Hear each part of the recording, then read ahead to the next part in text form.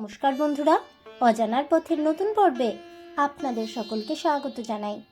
সামনেই আসছে নৃসিংহ চতুর্দশী, তাই আজ আপনাদের শোনাব ভগবান শ্রী শ্রী নৃসিংহদেবের আবির্ভাব এবং নৃসিংহ চতুর্দশীর ব্রত মাহাত্ম্য। বন্ধুরা, ভগবান নৃসিংহদেবের আবির্ভাব কাহিনী জানতে হলে অবশ্যই ভিডিওটি স্কিপ না করে শেষ পর্যন্ত দেখতে থাকুন। নমস্কার বন্ধুরা, অজানার পথের নতুন পর্বে আপনাদের সকলকে স্বাগত জানাই। দ্বৈত বালকেরা সবাই প্রহ্লাদের উপদেশ নিষ্ঠার সঙ্গে গ্রহণ করছিল। তারা তাদের শিক্ষক ষণ্ড অকর্মের বৈষয়িক উপদেশ গ্রহণ করল না। অসুর বালকেরা কৃষ্ণ ভক্তিতে নিষ্ঠাপরায়ণ হয়ে যাচ্ছে দেখে ষণ্ড অকর্ম ভয় ভীত হয়ে রাজা হিরণ্যকশিপুর কাছে সমস্ত পরিস্থিতি জানালো। অত্যন্ত ক্রোধান্বিত হয়ে হিরণ্যকশিপু প্রহ্লাদকে বলল, হে মন্দবুদ্ধি, তুই আমার শাসন লঙ্ঘন করেছিস।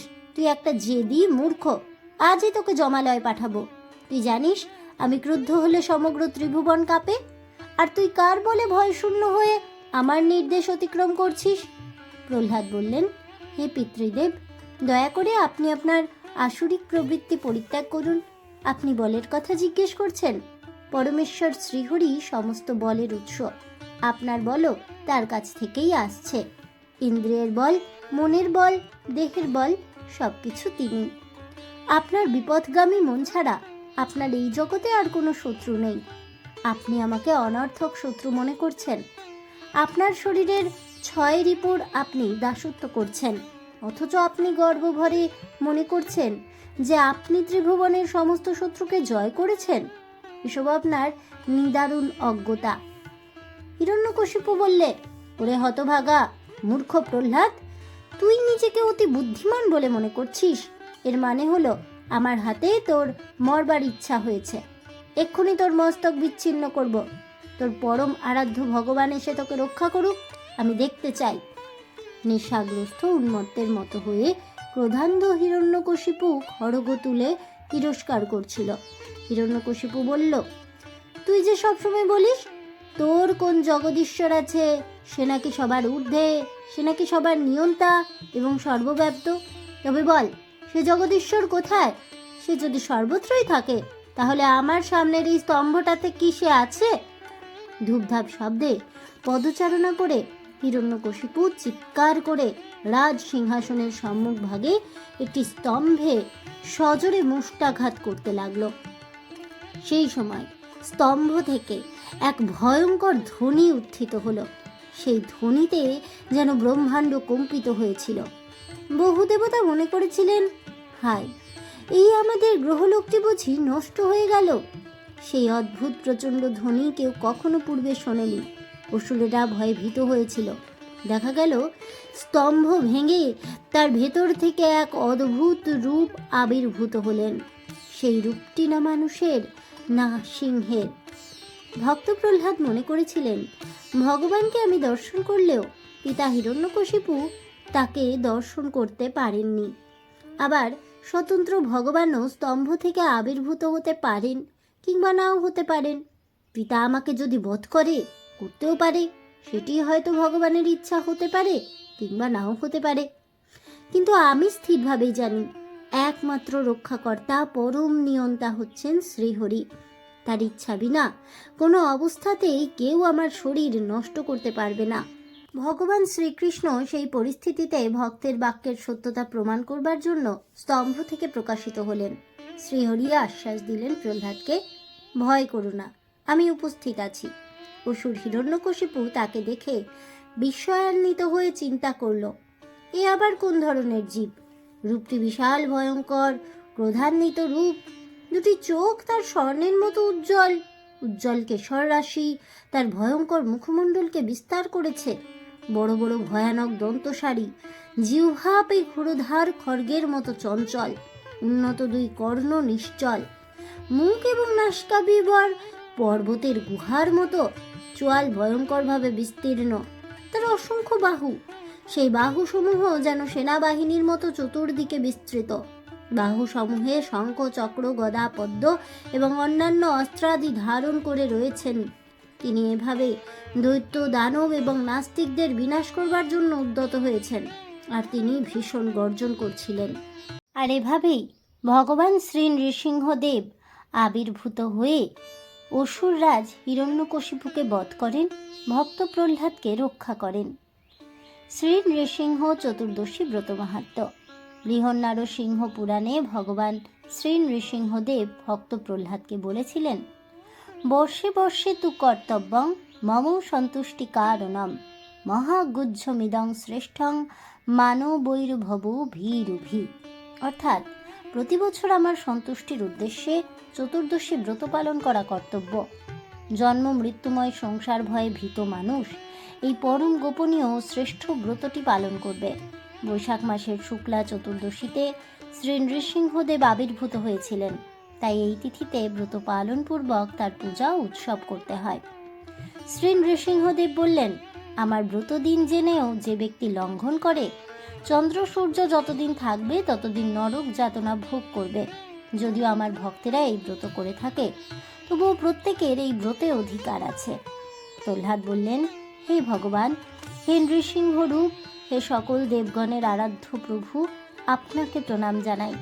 আমি জিজ্ঞাসা করছি, হে প্রভু, তোমার প্রতি আমার ভক্তি কিরূপে উৎপন্ন হলো? কিরূপে আমি তোমার প্রিয় ভক্ত হলাম? শ্রী নৃসিংহদেব বললেন, হে বুদ্ধিমান, একান্ত মনে শোনো। প্রাচীন কল্পে তুমি ব্রাহ্মণ ছিলে, কিন্তু বেদ পাঠ করনি। তোমার নাম ছিল বসুদেব এবং তুমি ছিলে বেশ্যাসক্ত। তোমার কোনো সুকর্ম ছিল না, কেবল একটিমাত্রই আমার ব্রত করেছিলে। সেই ব্রত প্রভাবে তোমার এরকম আমার প্রতি ভক্তি লাভ হয়েছে। ভক্ত প্রহ্লাদ বললেন, হে নৃসিংহদেব, হে অচ্যুত, হে প্রভু, আমি কার পুত্র হয়ে কি করতাম? বেশ্যাসক্ত অবস্থায় কিভাবেই বা তোমার ব্রত করলাম? দয়া করে বলুন। শ্রী নৃসিংহদেব বললেন, পুরাকালে অবন্তিপুরে এক বেদজ্ঞ ব্রাহ্মণ ছিল। তার নাম ছিল বসু শর্মা। ধর্মপরায়ণ ও বৈদিক ক্রিয়া অনুষ্ঠানে তৎপর। তার ভার্যা জগৎপ্রসিদ্ধা সুশীলা, অতিব্রতা, সদাচারিণী। তাদের 5 পুত্র ছিল। 4 জন ছিল সদাচারী, বিদ্বান, পিতৃভক্ত, কিন্তু কনিষ্ঠ পুত্রটি ছিল অসদাচারী, সর্বদা বেশ্যাসক্ত, সুরাপায়ী। সেই কনিষ্ঠ পুত্রটি ছিলে তুমি। নিত্য বেশ্যাগৃহেই তুমি বসবাস করতে। এক বনমধ্যে তুমি ও সেই তোমার বান্ধবী বেড়াতে গিয়েছিলে। তোমরা মনে করেছিলে দিনটা বেশ ভালোই কাটবে, কিন্তু তোমাদের নিজেদের মধ্যে চরিত্র বিষয়ে বিশেষ রকমে কলহ বেঁধে যায়।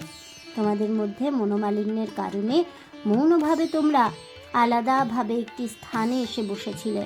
সেখানে তুমি অতি পুরনো ধ্বংসাবশেষ গৃহ নিদর্শন স্বরূপ কিছু ইট পাথর দেখেছিলে।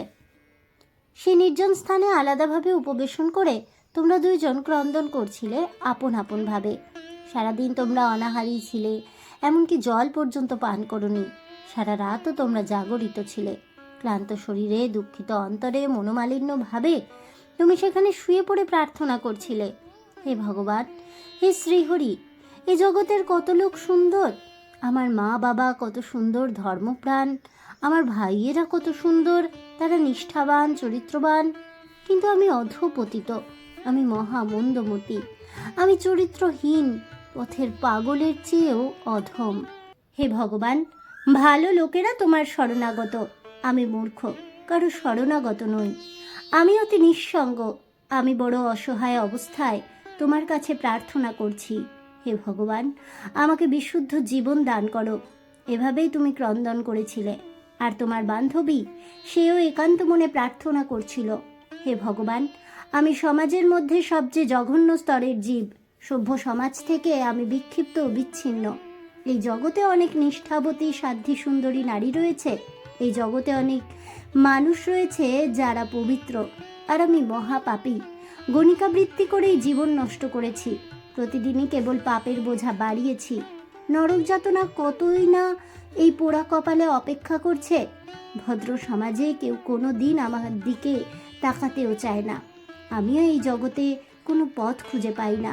হে পরম করুণাময় ভগবান, যদি তোমার অহৈতুকী কৃপা দৃষ্টি আমার প্রতি থাকে, তবে দয়া করে আমার এই জীবন পরিবর্তন করে দাও। শ্রী নৃসিংহদেব বললেন, হে প্রহ্লাদ, সেই স্থানটি ছিল আমার প্রাচীন মন্দির। সেই দিনটি ছিল বৈশাখ মাসের শুক্লা চতুর্দশী, আমার আবির্ভাবের তিথি।